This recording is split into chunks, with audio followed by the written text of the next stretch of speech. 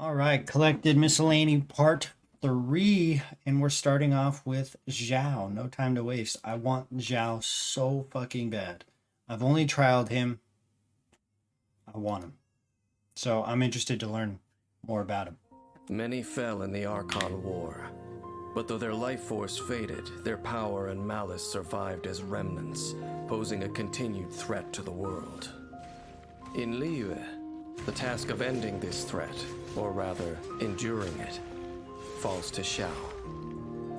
To most in Liyue, Xiao is a name seldom heard, and as the few who have seen him can attest, he appears only when grave danger is nigh. Coming across this Adeptus, should one count their blessings or their curses? He's a Conquering badass. demons is what I do. Hailed as the conqueror of demons, I'll be honest, I kind of wish he had a deeper voice. It would fit his style much more.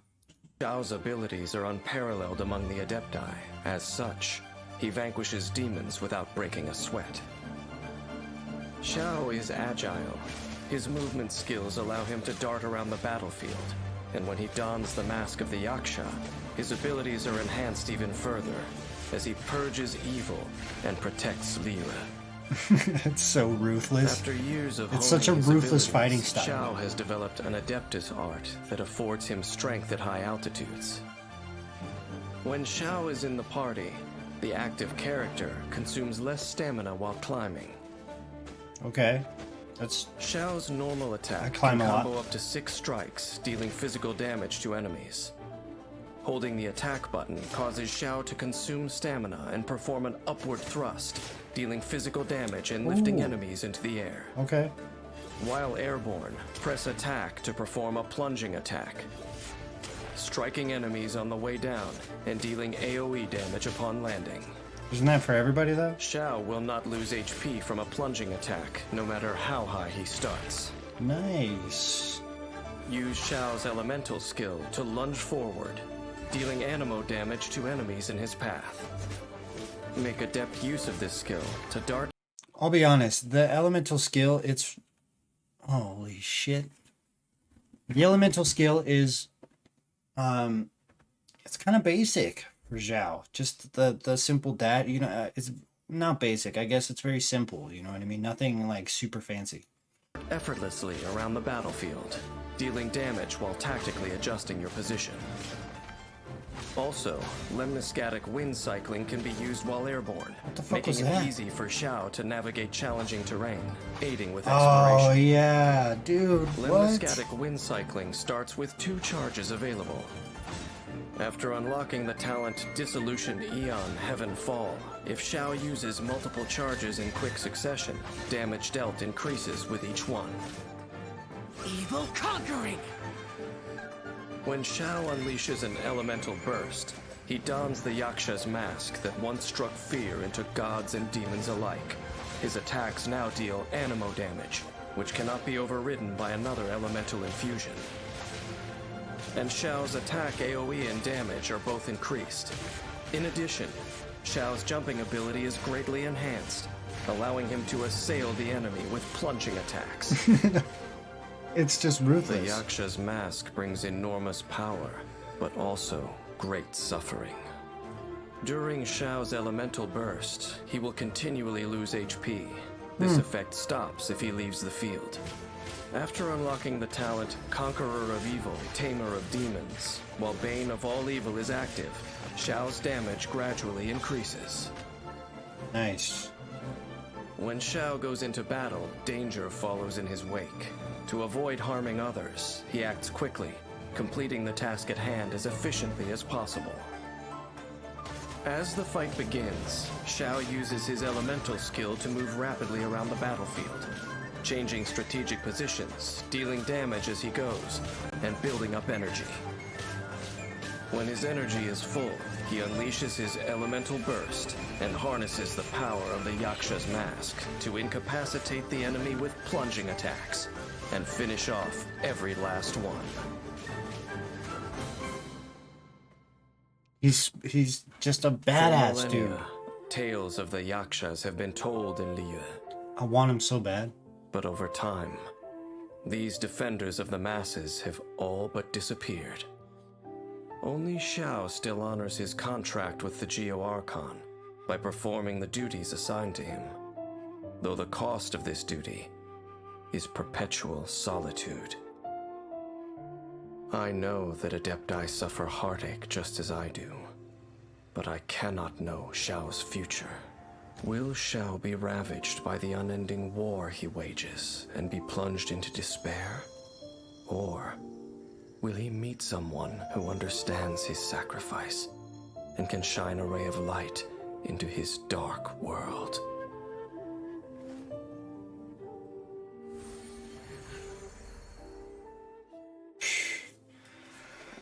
I might give my left nut for Xiao. God damn, he's so fucking cool, man. He's just so cool. Alright, next up is Hu Tao. She, you know, Hu Tao, I'm just gonna say before it starts, she creeps me out. Okay? She's creepy. When she sings her Hilly Churl, Billy Churl thing, nah, man, that gives me goosebumps and shit. The people of Liyue value tradition, and their traditions are embodied in all manner of rites.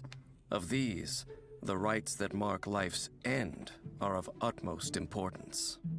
Liyue's funeral rites are complex, and only Wangsheng Funeral Parlor can conduct them to the satisfaction of all. Wangsheng has stood for 77 generations and has gained still greater fame in recent years, thanks to their eccentric young director, Hu Tao. When the sun's out, bathe in sunlight. But when the moon's out, bathe in moonlight. Yeah, she's just creepy, man. Hu Tao manipulates pyro with ease and can sacrifice her HP to increase her damage output, Really? cleansing the world of impurities with an unrelenting flame. That's very warlock-like from When WoW. Hu Tao cooks a dish perfectly, she has a chance to obtain a suspicious dish of the same kind. Suspicious. Hu Okay. Tao's normal attack can combo up to 6 strikes, dealing physical damage to enemies. Hu Tao's charged attack consumes a set amount of stamina to lunge forward, dealing physical damage to enemies in her path. Hu Tao also has a unique effect when sprinting, allowing her to briefly disappear and pass through certain small foes. Huh. That's cool. Hu Tao consumes part of her HP to cast her elemental skill, knocking nearby enemies back and entering the Paramita Papilio state. This converts her attack damage to pyro damage, which cannot be overridden by another elemental infusion. Her Okay. resistance to interruption is also increased, and she receives an attack increase based on her max HP when entering this state. Okay. So you want to... Paramita Give her Papilio HP for sure. ends after a set duration, or when Hu Tao leaves the field. After unlocking the talent Flutterby, ending Paramita Papilio Flutterby. increases the crit rate of all of Hu Tao's party members other than herself for a set duration. Moreover, while Paramita Papilio is in effect, Hu Tao's charged attacks apply the Blood Blossom effect to enemies it hits. Enemies affected by Blood Blossom will take pyro damage at set intervals. This effect automatically expires after a while. Only one blood... I like these characters that leave like these sigils or effects, you know, like a dot. It's a dot, which is damage over time on these enemies. It leaves for like an interesting style of gameplay because you can further chain elemental reactions into it and things like that. It's pretty cool. Blossom can exist on any one target at a time, and only Hu Tao can refresh its duration. Wangsheng has a long heritage. It's said that their directors passed down a secret technique to traverse between life and death. Unafraid in the face of death, they instead unleash yet greater power. Once the talent Sanguine Rouge is unlocked, Hu Tao gains a pyro damage bonus when her HP is low. Okay. Higher, pants on fire! Hu Tao commands a blazing spirit to deal pyro damage in a large AoE. When her elemental burst hits enemies, Hu Tao regenerates a certain percentage of her max HP. Nice. A Okay. maximum of So the idea is to use her elemental skill a bunch, burn some HP, and then elemental burst to regain that HP. You almost don't even need a healer if you can do it properly with her, I bet. 5 enemies can affect this percentage. Additionally, using this skill when Hu Tao's HP is low deals greater damage and regenerates more HP. Yeah, exactly. Nice. Hu Tao's unique fighting style often imperils her. As such, she must coordinate with her teammates and choose the right moment to use her skills and manage her HP. Yeah, that's interesting gameplay. Hu Tao often begins by using her elemental skill to enter the Paramita Papilio state. Then she alternates between normal and charged attacks to deal pyro damage, applying blood blossoms onto enemies. She then leaves the field, using the crit rate increase from Flutterby to increase her teammates' damage output. When Hu Tao's HP is low, she can choose a group of enemies upon which to unleash her elemental burst, dealing pyro damage and regenerating her HP. Sick. Wangsheng Funeral Parlor conducts rites of utmost solemnity, and its staff are used to speaking little, making Hu Tao's liveliness seem an ill fit. You know, Her elders once criticized her mischief-making, but having seen her she still creeps me out, but she seems like a very fun character to play, right? Like, I'm not a fan of like the, her style and the way she does things, but like her gameplay outweighs that to me. It seems like a very interesting and fun style of play, and I would probably run her. immaculate conduct of the parlor's affairs, they could do naught but admit their error. Life and death are but 2 halves of an endless cycle. Life leads unto death, and death unto new life.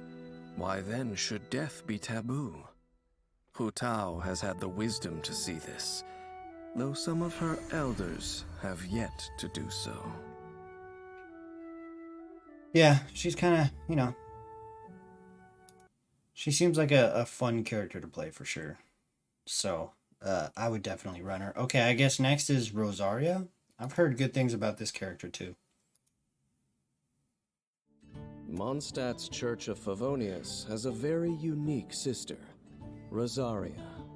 Despite being a priestess, she has never been witnessed offering prayers to the gods. Swift of foot and aloof in speech, she becomes active in the darkness of Mondstadt's night.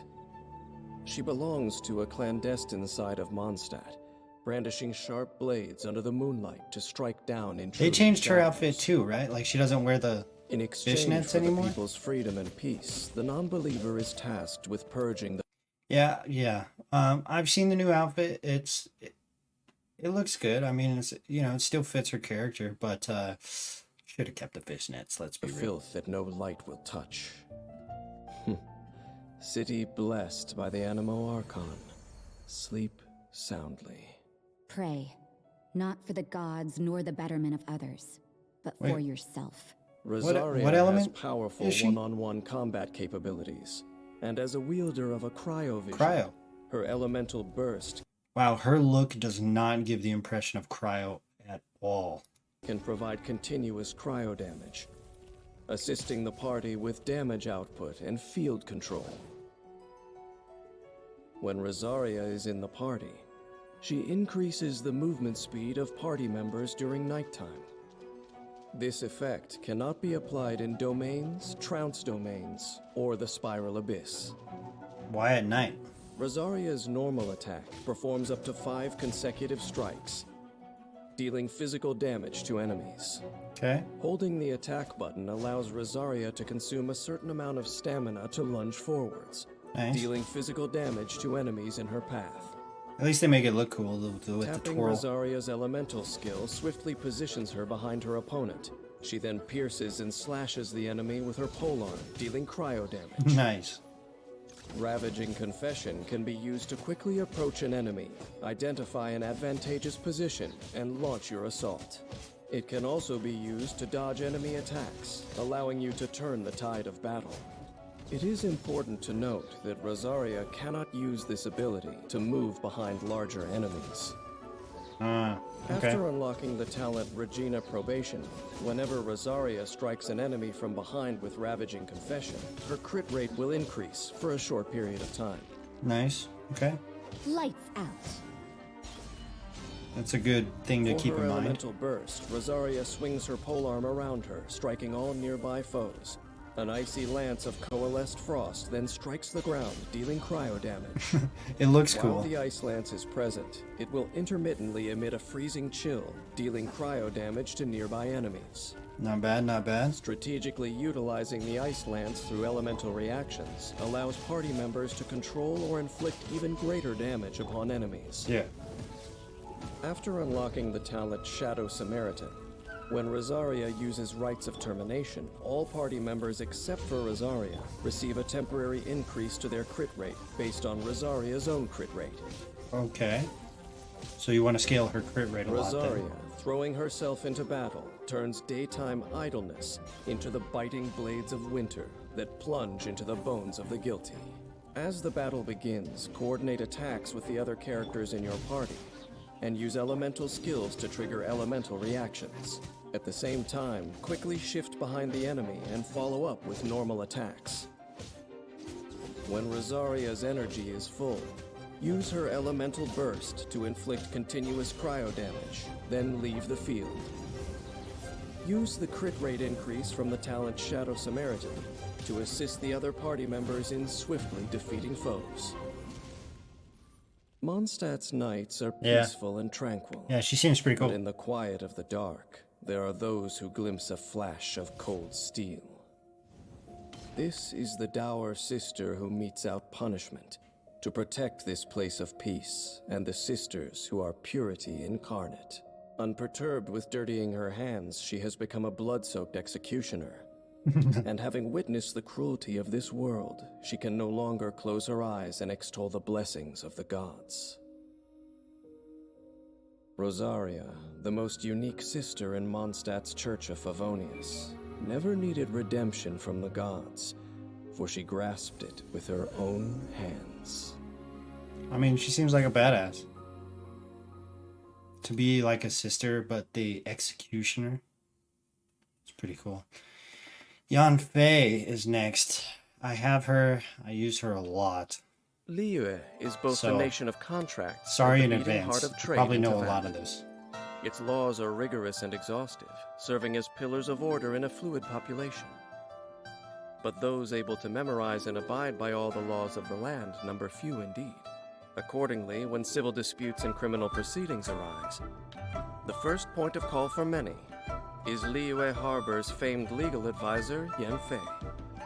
The best lawyer in Only by Genshin. adhering to the law can the people solve life's myriad Probably, of problems. probably the only lawyer in Genshin. Honored as Liyue's top legal expert, Yan Fei knows the law like the back of her hand, as well as how to bend it, balancing legality and humanity.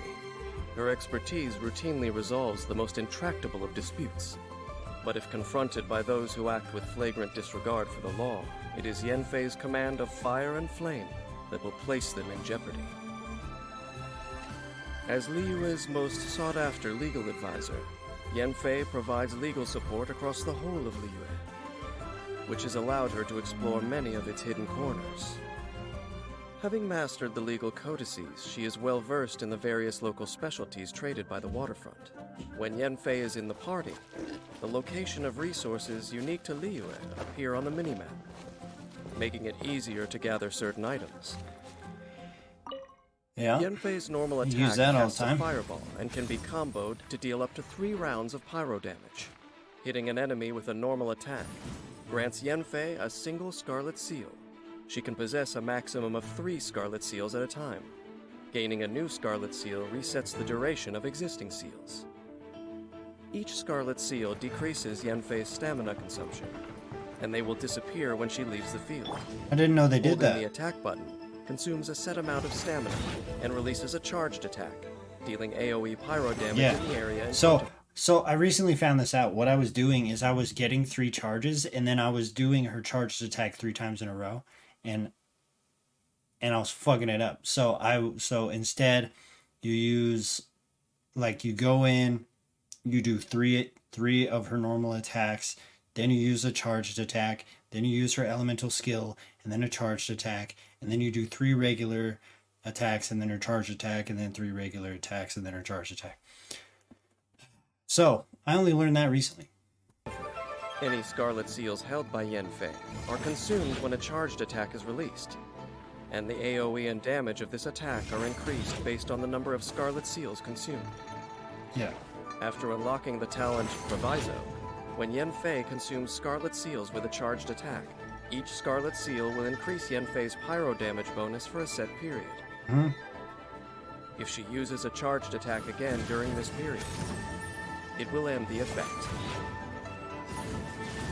Yeah, but then it's Yenfei's so easy to sharp build eyes back and up, though. keen wits aid her in singling out opportunists and lawbreakers, whilst the adeptal power that resides within her helps when it comes to serving out justice.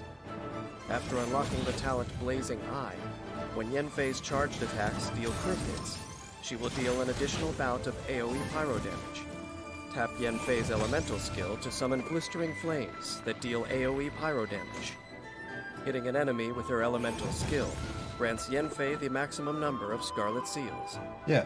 which she can use to unleash a follow-up charged attack, keeping the ball firmly in her court. Inadmissible evidence!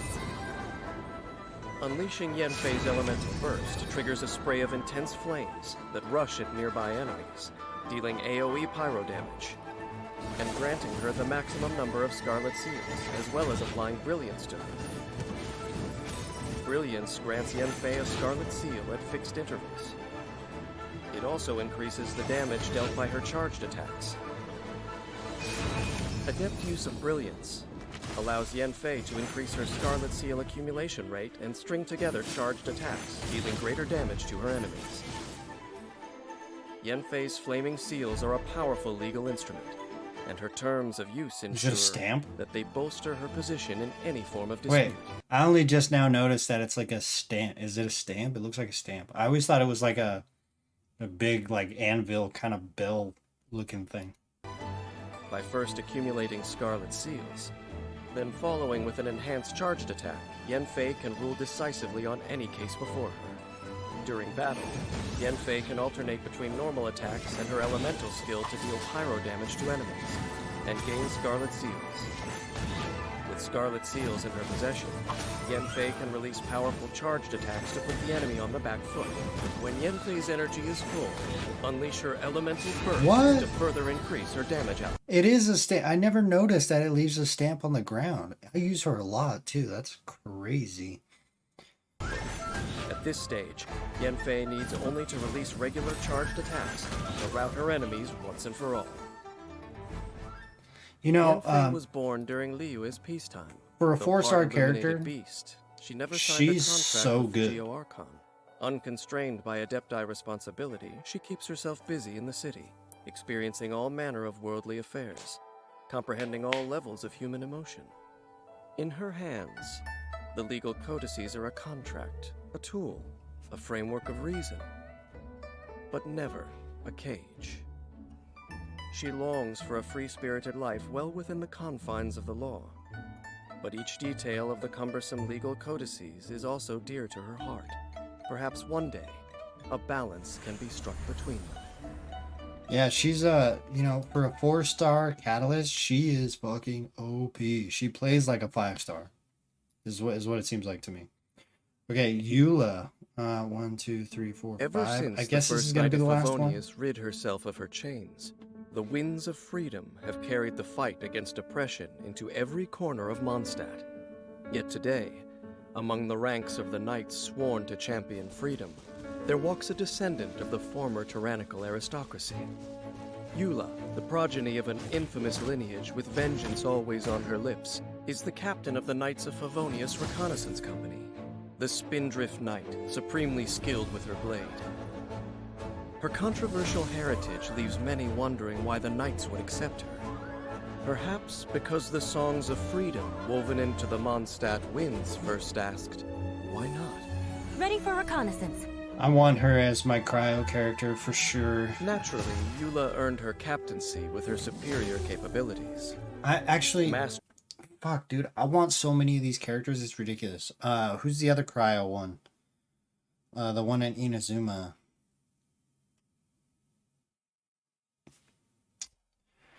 I can't remember her name. Where is she Hydro? I don't know. I want a lot of these characters, goddammit. combining Favonia's blade work with cryomagic. She forms frost at the tip of her blade, which she wields with the cadence of a dancer. Waltzing gracefully into battle, she then strikes like a crashing wave. Youll derives no additional status in Mondstadt from her once noble lineage, but finds herself the victim of a strict and outmoded education. She dismisses what she was taught as pointless pretension, yet is unable to escape its influence entirely, often subjecting herself to meticulous introspection. When Youll crafts talent level up materials, she has a chance to double the output, boosting Nice. the party's adventure readiness. Yulla's That would be normal nice. attack can combo up to 5 strikes that deal physical damage to enemies. Ooh, that last strike is cool. Holding the attack steadily consumes stamina, while Youll unleashes a rapid string of slashes, also dealing physical damage. When her charged attack ends, she unleashes a powerful strike that launches smaller enemies within her range. Tap Yulla's elemental skill Ice-Tide Vortex to perform a rapid slash that deals cryo damage. When the slash hits an enemy, Youll gains 1 stack of Grimheart. The effect has a maximum of 2 stacks. Grimheart increases Yulla's resistance to interruption in her defense, creating optimal conditions for her to dish out damage. Okay, so Holding she's kind of Ice-Tide tanky. Vortex causes Youll to consume Like a all little bit. stacks of Grimheart, and perform a spinning frontal slash that deals AoE cryo damage. Wait, I missed it. What is it? Holding Vortex causes him to consume the stacks. Okay. Causes Youll to consume all stacks of Grimheart, and perform a spinning frontal slash that deals AoE cryo damage. It's okay. If this attack consumes Grimheart stacks, it will decrease the physical and cryo resistance of surrounding enemies. Each stack of Grimheart consumed will convert to an Ice Whirl brand, dealing cryo damage to nearby enemies. Cool. Flood of frost.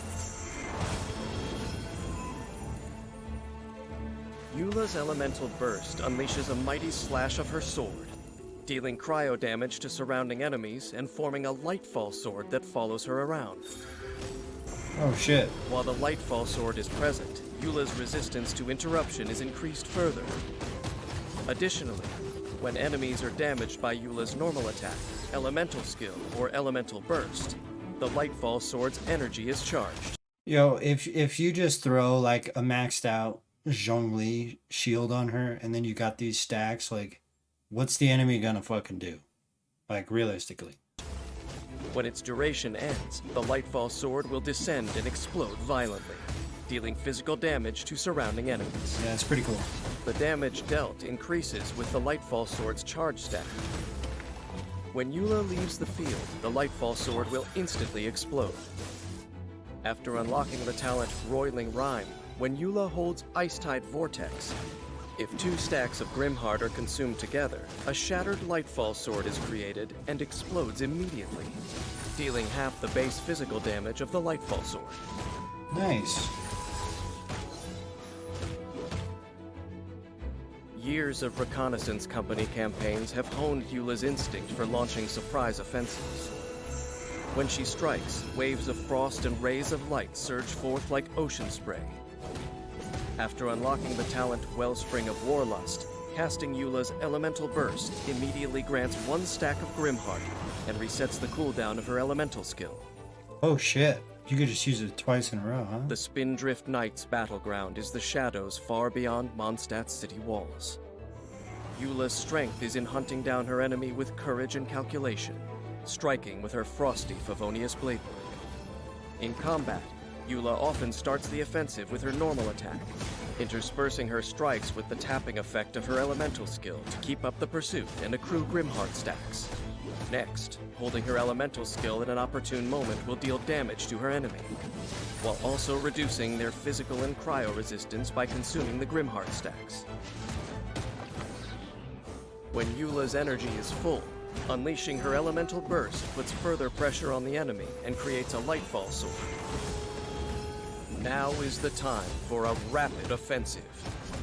To charge the Lightfall sword and finally take down the enemy when it explodes. Yeah. She seems like a fucking truck. You know what I mean? There are those with hatred in their hearts that are able to do what Eula has done.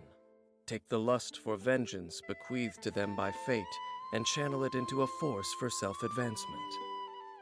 For Eula, this has set her down a path of peace and inner strength. Still, there are others for whom the passage of time does nothing to quell the poison spreading through their souls.